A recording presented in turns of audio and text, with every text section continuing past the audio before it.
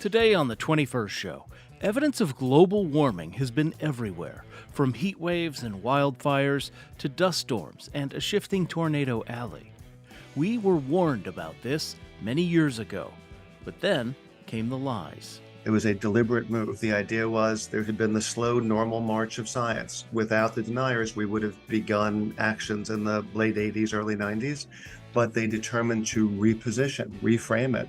And they went out and they found scientists who had done some work with tobacco and were willing to go on stage and say this isn't going to happen. David Lipsky recounts all this history in his book called The Parrot and the Igloo: Climate and the Science of Denial. I'm Brian Mackey with David Lipsky for the hour, today on the 21st show, which is a production of Illinois Public Media. But first, news.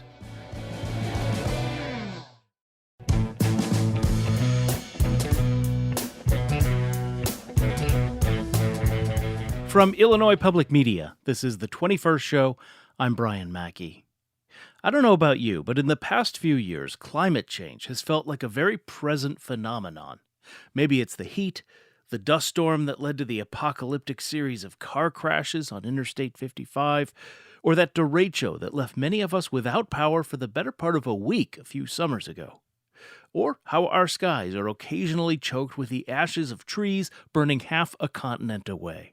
The heat dome that has caused record temperatures in the Southwest is now shifting toward the Midwest. Record keepers say the last 3 weeks have been the hottest ever recorded on Earth. Two separate wildfires now raging near Athens in Greece. Authorities say strong winds are fanning the flames. People in New York City masking up again.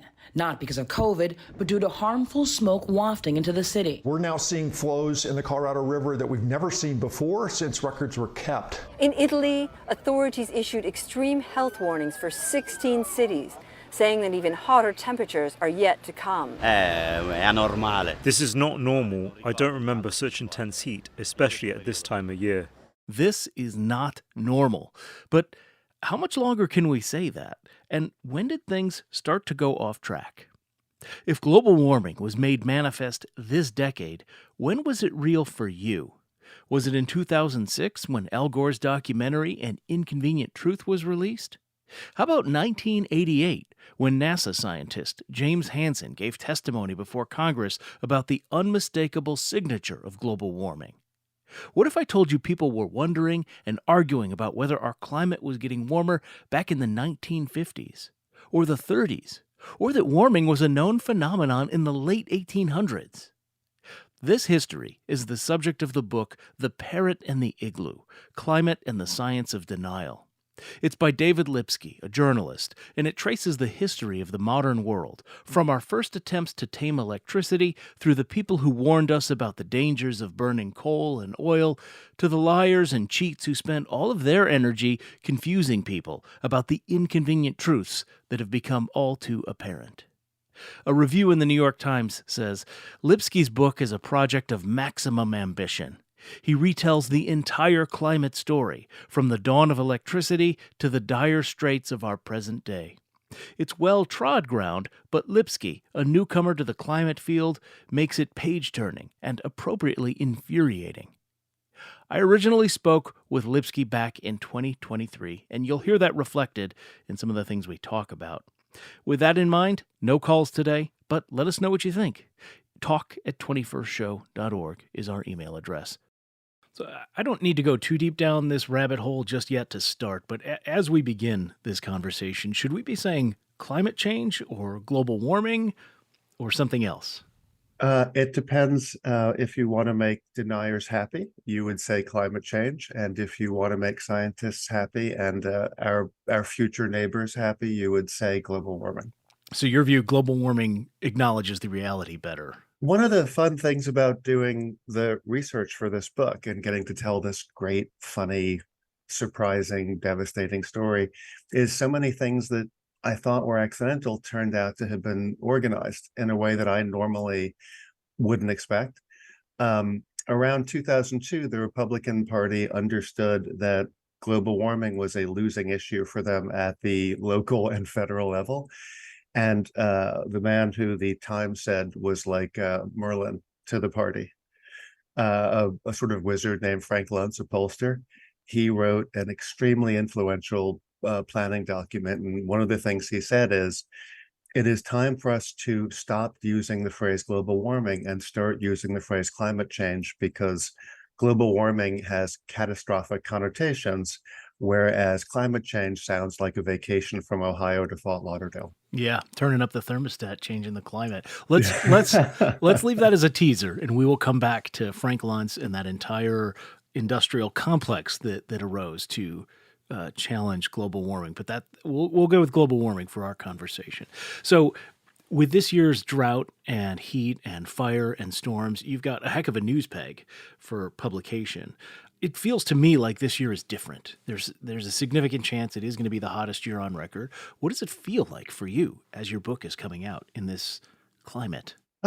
It feels, I imagine the way it would feel to the scientists. I spent a long time on this book because when I began reading about global warming, it's so funny. You do want to make Frank Luntz happy and say climate change. Some part of us thinks that's the way we're supposed to say it now. But people didn't know about it. And the reason why I spent so much time trying to make this book into a funny and exciting story. One of my models was The Godfather, because the book is sort of a saga. People didn't know enough about the topic. And it felt a little bit like being the scientists whose stories I was trying to tell. And they kept saying to people in government, and they were blocked by extremely able people, you're going to start feeling this in about 40 years. And they were saying that in 1980, 1981, 1982. And so the fact that it's right on schedule has been interesting for me, just because that's part of what the story is about. So it's a great question. It's been odd. It'd be like if you had a good friend who was Noah, and he kept saying, you guys might want umbrellas. You might want to look at the weather reports. You may notice it's very cloudy up there. And it's like, Noah was pretty good at this. Yeah, and he's got a book coming out called The Unicorns in the Ark, just as it's starting to rain. So, look. No, and the unicorns, I guess they saw some really, really sweet-looking grass, and they just didn't clatter up the landing plane. Just didn't make it. Maybe they were listening to Frank Luntz. So there's no shortage of books on climate. What did you hope to bring to the shelf? It's one of the things that's come up when I've been talking to people about the book, is that it's been difficult for people to read because the subject matter seems dense. And I read for pleasure mostly. I teach creative writing at NYU to graduates and undergraduates. And my own taste in reading is people like Laurie Moore, Curtis Sittenfeld. I read to have my brain thrilled. I read with the pleasure that my stomach and my taste buds take in French fries. It's just thrilling to me to be reading something good. And there are a lot of great books on climate change, but they didn't seem to appeal to the people I would think of as people like us, people who just pick up a book hoping it will supercharge their brain, right? And so in my poor way, I wanted to try to give people a book that would do for them what other books do, while it would tell them material they had to learn, which is, here's what climate change is, and here's why there hasn't been any action. Here's who to blame. So you structure this book in sort of three phases, right? The makers, the worriers, and the deniers, broadly speaking, my phrases. Talk about that decision and how you came to that. I wanted it, at this, when I'm not feeding my brain prose French fries, I am feeding it televisual French fries. I'm feeding it streaming French fries. I love shows on Netflix and on Apple TV. I love streaming shows, and I wanted to do a book that would work like a streaming show.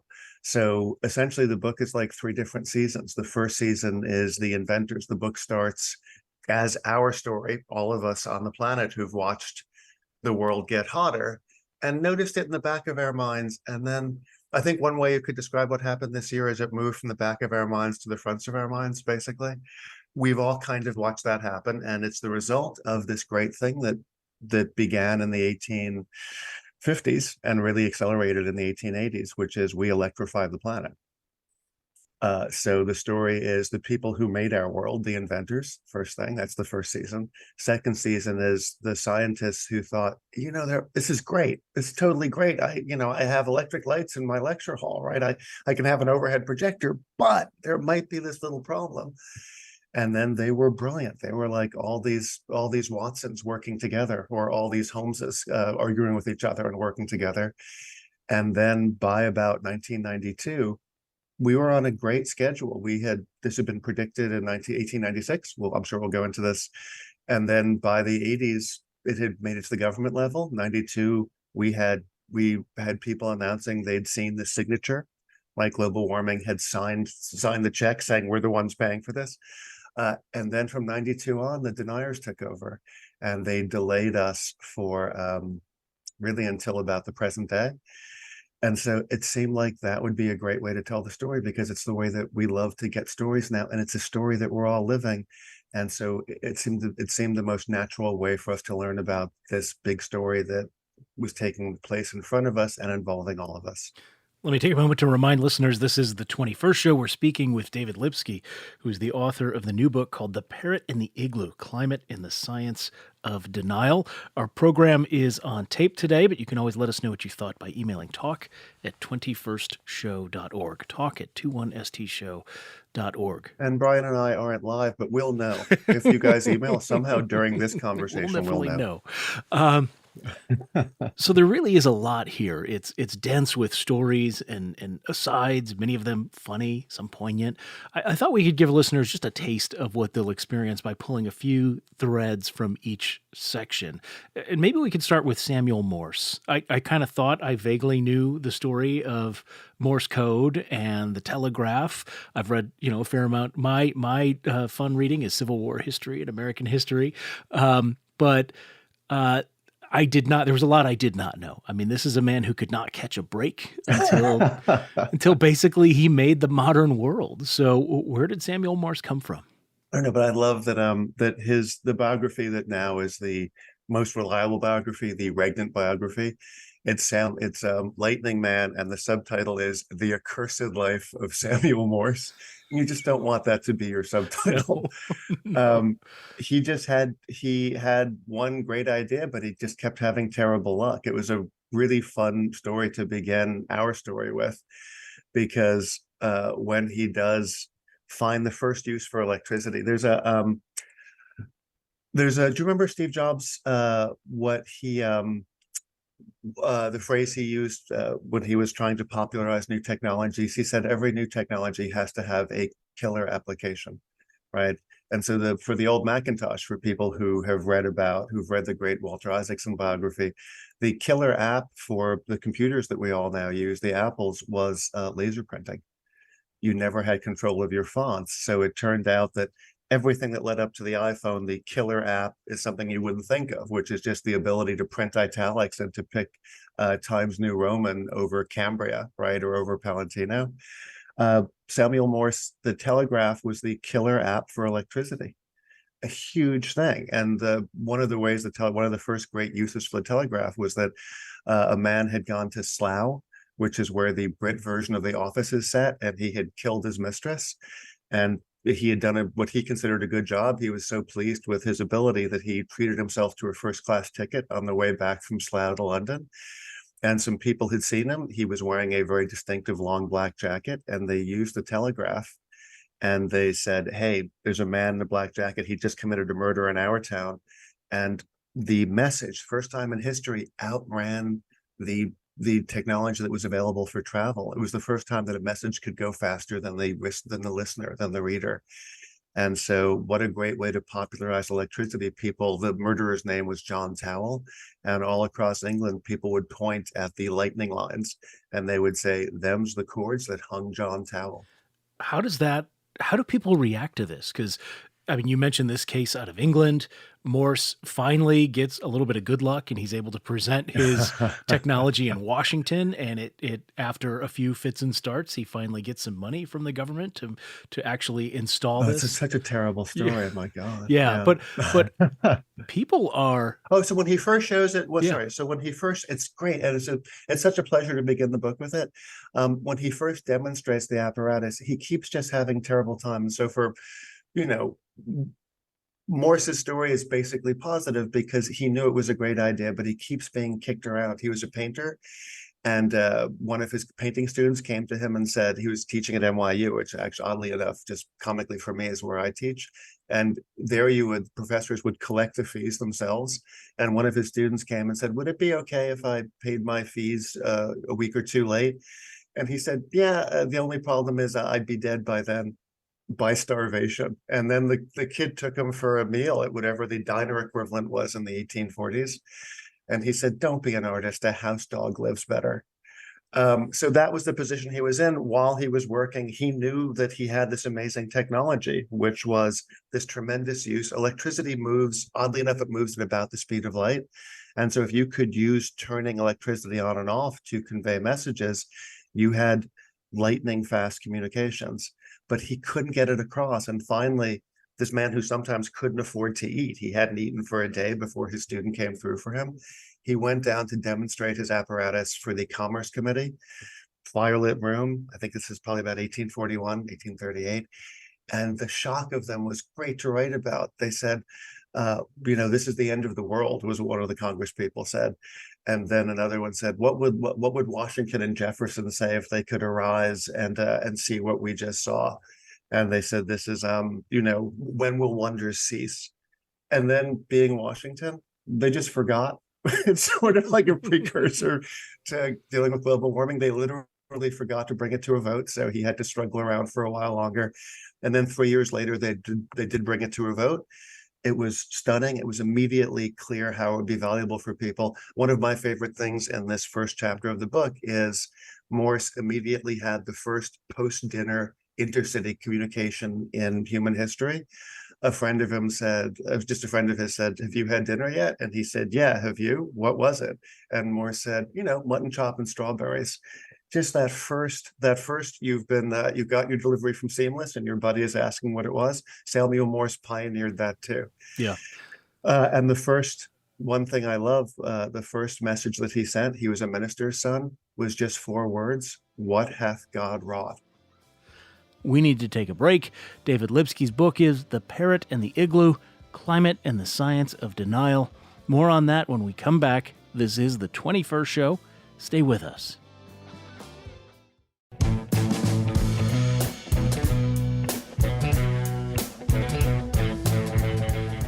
It's the 21st show. I'm Brian Mackey.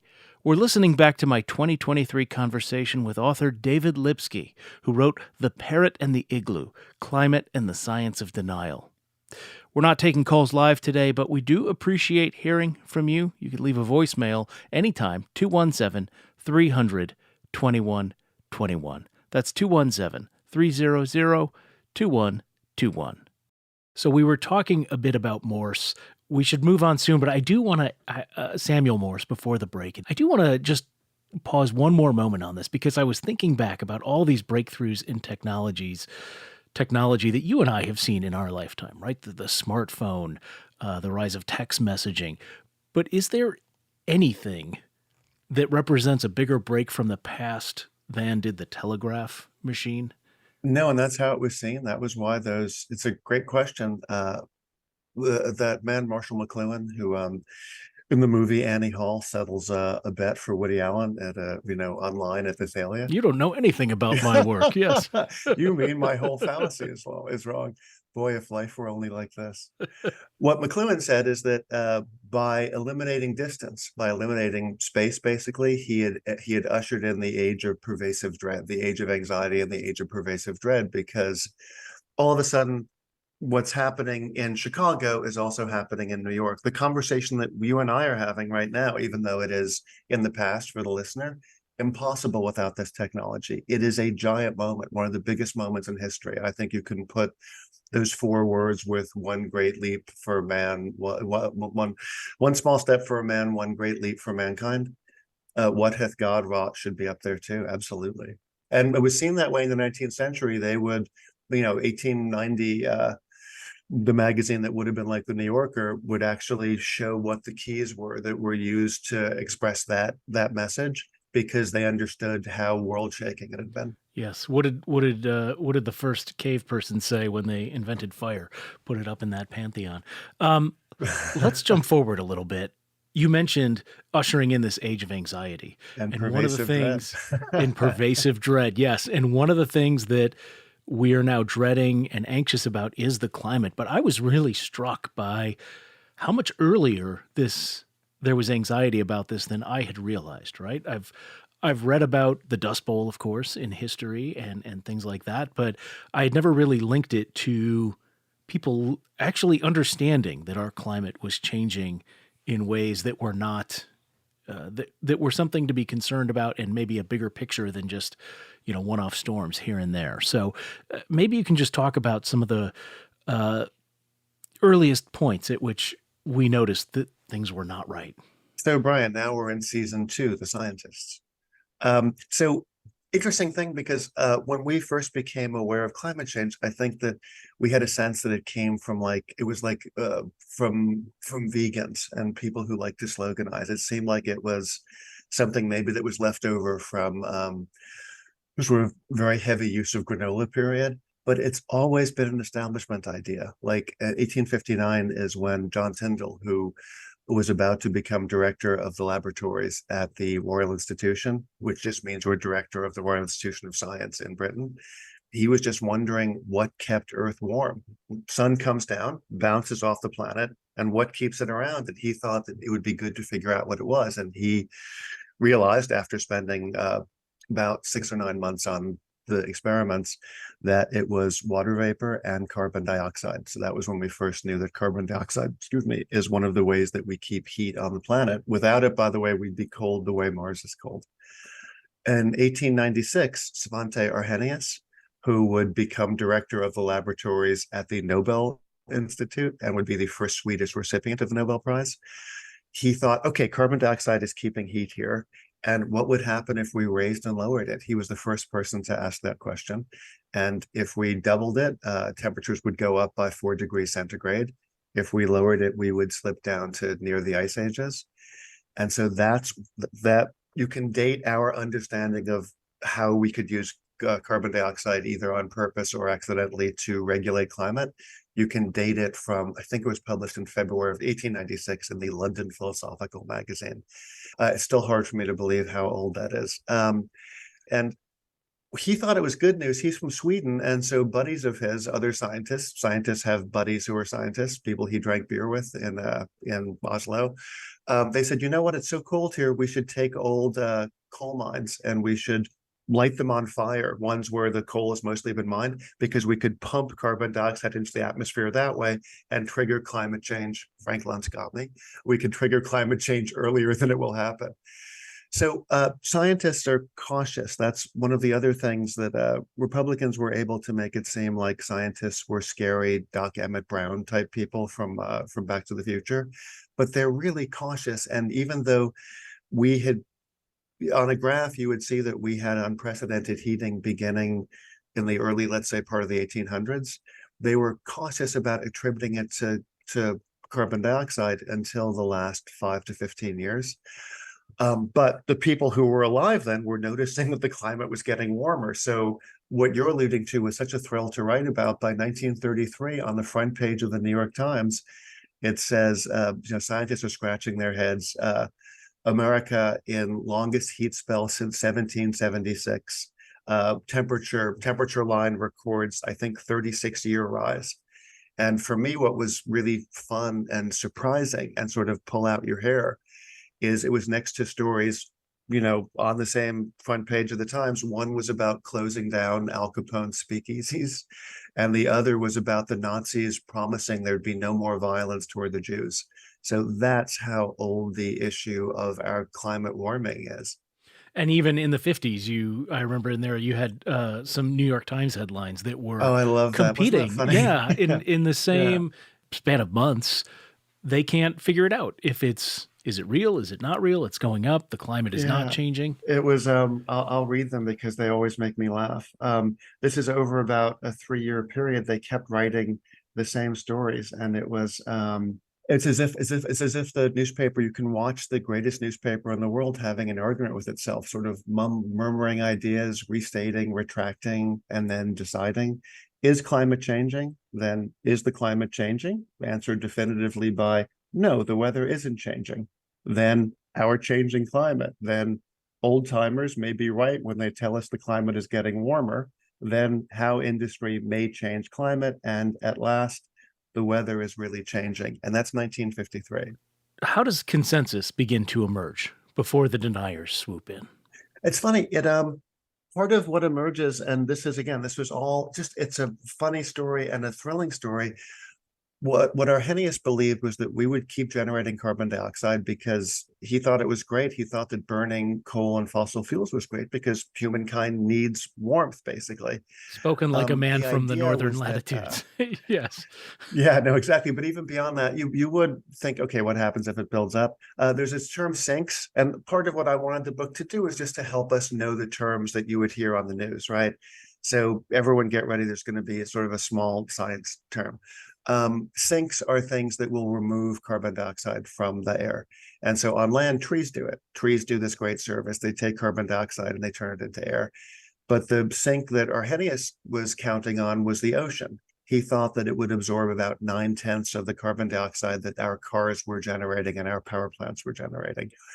So really the first extremely influential American climate scientist, a man named Roger Revelle, looked like Tony Bennett and William Holden crossed, right? If you combine their features, you get Roger Revelle, and a man with a great story, by the way. He thought, you know what, I'll test this because I've been doing work for the Navy. Again, always an establishment idea. We're in this Cold War with Russia. The Navy is asking me to check about our nuclear tests, and I'll use some of their money just to verify that Arrhenius was right. And he checked it, and it turned out that Arrhenius was wrong here, that yes, the oceans would take in 9/10 of all the new carbon dioxide, and then they would evaporate it right back out again, and it would go right back into the atmosphere, and it would continue heating things up. And so in 1957, he published this paper in the leading atmospheric journal. It was called Tellus. Funny because it just sounds like tell us, but I think it's the Roman name for the god of the winds. But he said everyone in mankind is part of a vast, tremendous geophysical experiment of a kind that could not be repeated in the future, nor have taken place in the past. We are returning to the atmosphere all of the carbon dioxide that's been stored for millennia. And he told Time magazine in 1956, while he was doing the research, that in 50 years, this might have a violent effect on the climate. And just add 50 to 1956, and everyone began to really notice the weather changes around just when Roger Revelle said. Amazing. It's the 21st show. I'm Brian Mackey. We're speaking with the author David Lipsky, whose book is The Parrot and the Igloo, Climate in the Science of Denial. Let's get into the denial. This is the third season of your Netflix show. Before we talk about climate, though, we have to talk about cigarettes and cancer and how that sets the template for modern anti-science flim-flam in some ways. The tobacconists they had unlimited budgets, and they're extremely intelligent people. They are like the Hannibal Lecters of corporate planners and corporate criminals in a way. Infinite resources and infinite imagination, and they faced a problem. One of the comic things, just because there are concordances in places when you begin telling any long story, any saga. Their problem arose around the same time that Roger Revelle said, hey, the carbon dioxide is going to collect and it's going to get warm. In the mid-50s, scientists said, this stuff that you're selling that we're all smoking and enjoying causes cancer. The cigarette companies had known for a while, and the question is, what do you do? Now, what we hope from responsible members of our community is that they'll say, okay, we will try to figure out some way to fix the cigarettes. And that, by the way, is what the scientists who had begun to establish just how dangerous tobacco was, they assumed that Philip Morris and Reynolds, who did Camel et al., that they would just change the way cigarettes were. They never expected the other solution, which is we're going to fight the science. And what they came up with is the idea that anybody, let's say, for example, you are the head of a household, or you're in a sustaining love relationship, and your partner or your kids want to go away for the summer. They want to rent a summer house. And you don't want to say no, but you don't want to do it. You can just keep studying it. You can say, you know what, I don't want to come to an answer yet.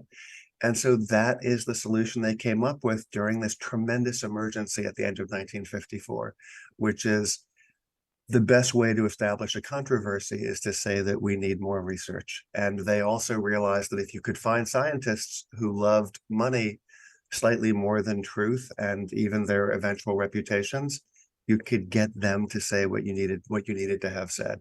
And so they pioneered the idea of taking PhDs and putting them at a podium and having them say what everyone else says is true isn't true. And Americans and all of our neighbors on this globe, we're pretty fair-minded. If someone says something isn't true, we don't tend to suspect their motives, or we don't suspect them enough. So how does that template that tobacco establishes translate to the attempt to suppress concern for global warming? Well, there's a number of ways. First, they trained, Brian, did you see Rambo when you were a kid? Of course. Yeah. Do you remember that Colonel Troutman, what he says about Rambo is what you call hell, he calls home, because he's been trained in the unpleasant situations. And so now we've loosed him. A good number of the deniers, many of the most high profile deniers, they were trained by the Colonel Troutman of the tobacco industry. They were scientists who were available. They somehow let it be known, inside the community, that if you gave them enough money, what they could say is there's no certainty on this issue. So they were trained by tobacco in all the methods that they would then use to delay action on climate. Second thing is more research is what tobacco arrived at as the best way to delay action on a thing which has led to the deaths. There's a scientist named Robert Proctor at Stanford. He's put the death toll in the hundreds of millions, right, of just the people. So he compares it to the bad things that the Germans did do, despite their promise on the front page of the New York Times, with the same story about global warming in 1933. They were in sort of a bad situation, and the solution was to say more research. If you want to know how effective that was, The Simpsons, when their movie came out in 2007, Nelson Muntz, small guy, or rather Nelson Muntz is a bully, and Milhouse is a smaller person and obviously believes, as we all now have every reason to believe, in the science. He's talking about global warming, and Muntz comes out and grabs him by the arm and says, say global warming is a myth. And Nelson says, it's a myth, more research is needed. So that is how effective that decision that tobacco reached in December of 1954 determined the exact way in which global warming would be fought in all the nations of the globe. And this brings us back to Frank Luntz, and we need to take a break in another minute here, but we talked at the beginning of the program about how in 2002, he was this guru, this messaging guru, right? If you know the phrase death tax instead of estate tax, you can thank Frank Luntz for that. But he encourages candidates to use the phrase climate change instead of global warming. Now, he came to regret his decision, I understand, but... Yeah, he regrets it because he lives in the same weather that we do. So Yeah. he started saying, this isn't my fault. But yes, I love that you know that he regretted it. Well, but this, I mean, this is the problem, right? And we still live in the world that they made. We're still dealing with that. Yeah, there's a great story leading up to Luntz, which I'll save for the other side of the break. But yeah, of course, Luntz, it's one of those sad things. You can be an amazing liar. It's the problem that we all face in our private lives. You can be an amazing liar, but then if you succeed, you have to live in a world that is now based on things that aren't true. And so it's one of those great things that it's a great question for us as people. And it's the real question that global warming poses in a way too. Short-term good, long-term bad. And what a great, almost fairy tale conclusion that Frank Luntz regrets having delayed and thus changed the world. All right, let me take a moment to reintroduce My guest, I'm speaking with David Lipsky, author of The Parrot and the Igloo, Climate and the Science of Denial. We need to take a break on the program. I should say we taped this conversation ahead of time for our convenience, so we are not taking calls during this show, but we do love hearing what you thought. So send an email. talk@21stshow.org is our address. talk@21stshow.org. You can also leave us a voicemail. The number to do that is 217-300-2121. And we will occasionally share your responses on air. Again, the number 217-300-2121. More with David Lipsky after a short break. This is the 21st Show. Stay with us.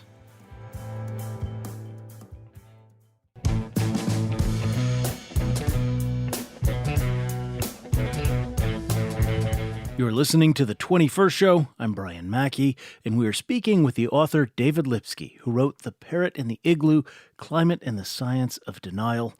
It tells the story of how we came to be in our modern world, the invention of electricity and its taming and use, the scientists who raised the alarm about what this amazing modern technology was doing to our planet, and then the people who set out to say, nothing to see here, let's keep the party going, nothing to worry about.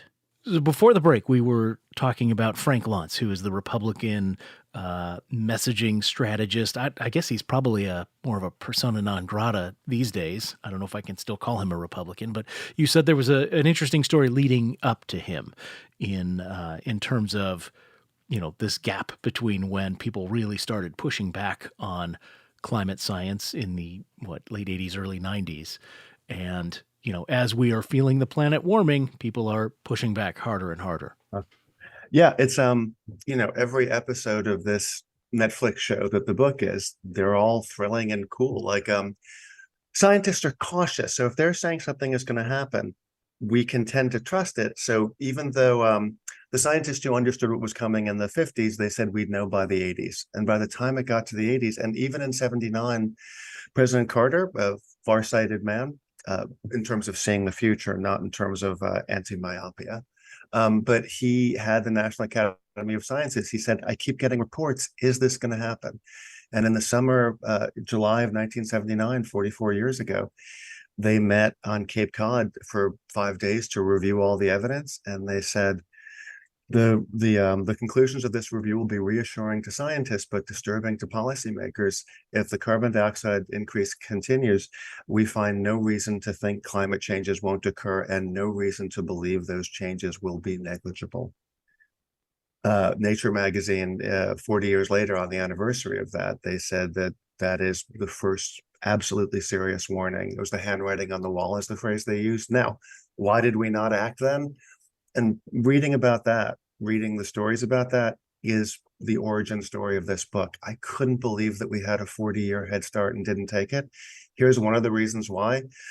Some of the scientists who were involved in the reports that had made the White House asked the National Academy of Sciences to meet and give them a yes/no answer.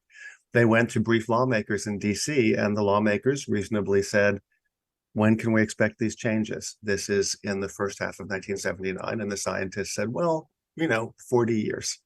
So around 2019. And the officials, the politicians said, get back to us in 39. Right. They're on 2-year time horizons in Congress, most definitely. Yeah. So all the head start. There's a great scientist who won the Nobel Prize named Sherwood Rowland.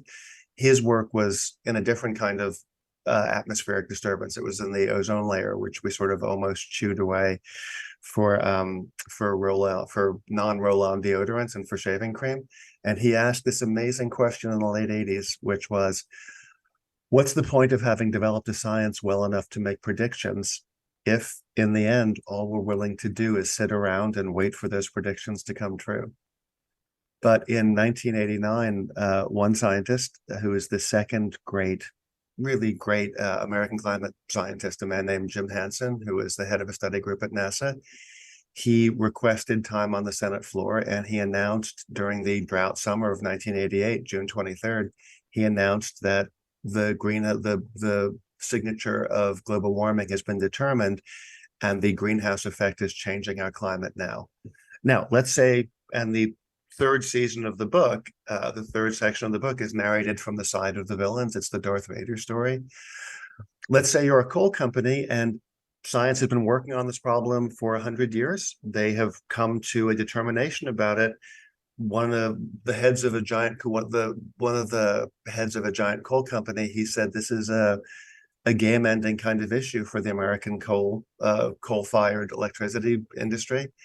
And so in the spring of 1992, they came up with an approach to this, which is to reposition global warming from fact to theory. It was a deliberate move. The idea was there had been the slow, normal march of science. Without the deniers, we would have begun actions in the late 80s, early 90s, but they determined to reframe it from a scientific, pretty much proven or provable theory, from a provable fact into a theory. And they went out and they found scientists who had done some work with tobacco and were willing to go on stage and say, this isn't going to happen.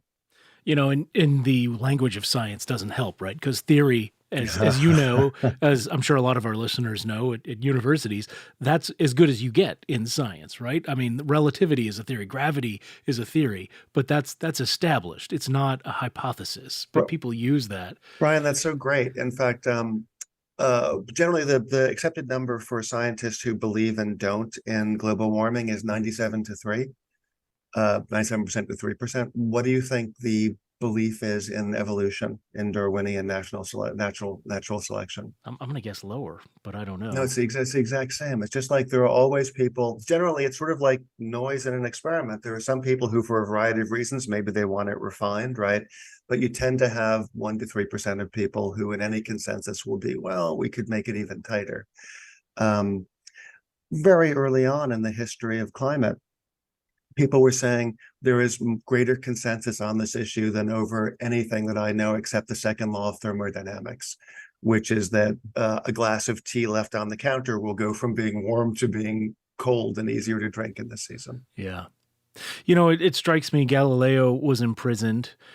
Is the fight among scientists and, truth tellers and the powers that be it the Catholic Church or big tobacco or big oil, is it ever thus? Yeah, if you look at, that's a great question. Do you remember Jaws pretty well? Just imagine that Roy Scheider is a climate scientist. Like, it's not going to help the small town of Amity during its summer months if they say, hey, there's a shark here that's biting people. So yeah, it may be ever thus, but tobacco tilted the scales in a way that's wild during the 90s. Now, again, these scientists, we ought never to have trusted them. The same scientists who tobacco recruited to say cigarette smoke is fine, the make or break issue for them came not just when we began to understand that it would cause your lungs to develop cancers, it would cause your wife's lungs or your husband's lungs if they had the misfortune of sitting next to you at the dining table, or if your husband or wife were on the Amtrak and they were smoking and you were next to them, you might develop cancer. The scientists who they found to deny that secondhand smoking, they had also worked with Reverend Moon. Do you guys remember the Moonies? They had worked for him. They had taken money from him to deny that his cult was a cult. And they would get up and they would say at official meetings, we need this religious persecution against Reverend Moon to end. Or they would say, he is really helping us make giant strides in science. So these people with flexible morals, but impressive degrees, they were dragooned into a wildly intelligent strategy that tobacco had, which is the EPA is saying that that secondhand smoke is the number one airborne threat to Americans' health.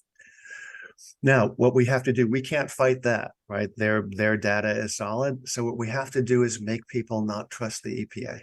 So if we can say that the EPA is wrong about global warming, then the people who we need to keep buying tobacco and the people we need to keep allowing them to smoke in restaurants and on airplanes, they'll say, well, if they're wrong about global warming, maybe they're wrong about this. And so they started investing widely, massively in people who were denying the global warming that had been basically established between 88 and 92. I wonder if we can leave people with a little hope, because on these points, the smoking ban that Illinois enacted, I think it was in 2008, is one of the most effective and personally, for me, enjoyable things that I've seen a government do in my lifetime. We have addressed the ozone problem, right? We came together as a Yeah. country, as a species, and made big changes to address that. Is there a template for actually doing what we need to do here?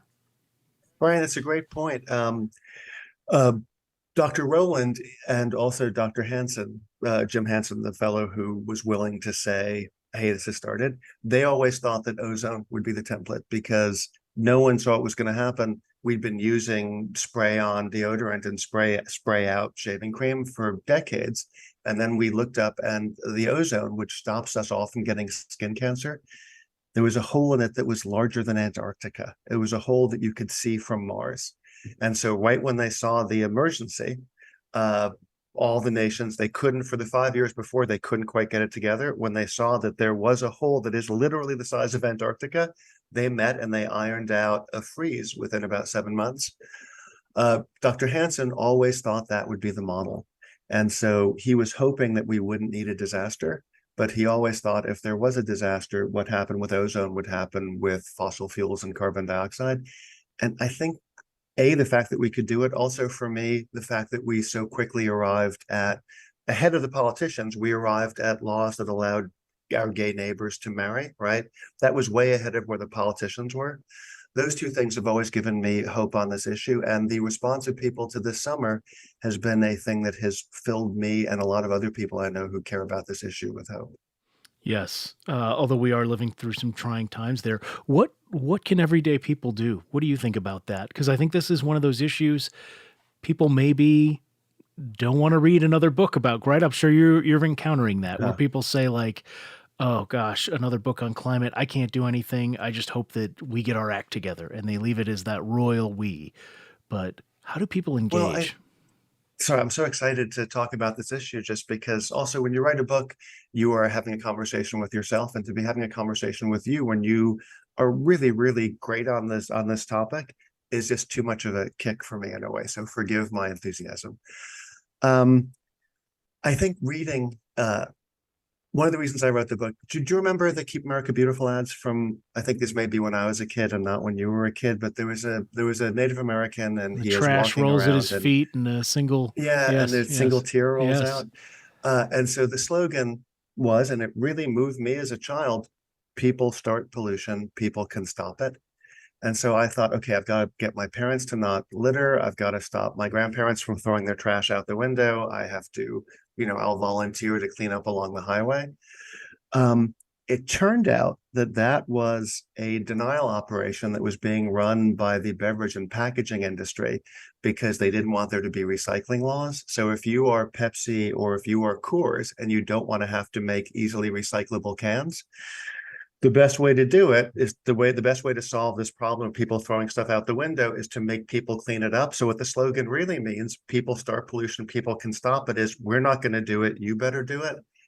And there've been a million dodges like that have tried to shift the responsibility for cleaning up the climate to us, like we shouldn't drive, we shouldn't travel. These were decisions that were reached by governments and by corporations, and they are the only ones who can fix it. Al Gore, who is most closely associated with this issue, more closely than any other politician, around the time that people started saying, change your light bulbs, that's the way that we can get through this. He was speaking a few months after getting the Nobel Prize, and what he says is, no, it's about changing our laws, not our light bulbs. So learn about the issue and try to bring in candidates and make it clear by the way you communicate on Facebook, by the way you talk about it with friends, but the same way that you can show great knowledge in how terrible the last 2 seasons of Game of Thrones are, right? And then they understood that they couldn't make Game of Thrones for a while. Understanding on the issue is the best way to solve it. We know that because the people who didn't want to have action, they thought that the best way to delay it was by spreading misunderstanding. David Lipsky, thank you so much for taking the time to speak with me. I've really enjoyed this conversation. I did too. It was great. Thanks so much for having me. And thanks for making this hour pass so blazingly fast. David Lipsky is the author of The Parrot in the Igloo, Climate and the Science of Denial. And that's all the time we have for our show today. We'd love to hear what you think about what we've been talking about today or on any topic in the recent past, whether you liked it or didn't like it, if you think we got something factually wrong, or for whatever reason. Leave a voicemail at 217-300-2121. You can call that number anytime, day or night, 217-300-2121. We'll be sharing some of your responses on air from time to time. You can find that number as well as our email address, our texting group, and every other way to contact us. It's all on our website, 21stshow.org. You can also find our past segments there, and you can find links to our podcasts, or just look us up on Apple Podcasts or Spotify by searching for The 21st Show. The 21st Show is a production of Illinois Public Media. I'm Brian Mackey. Thanks for listening.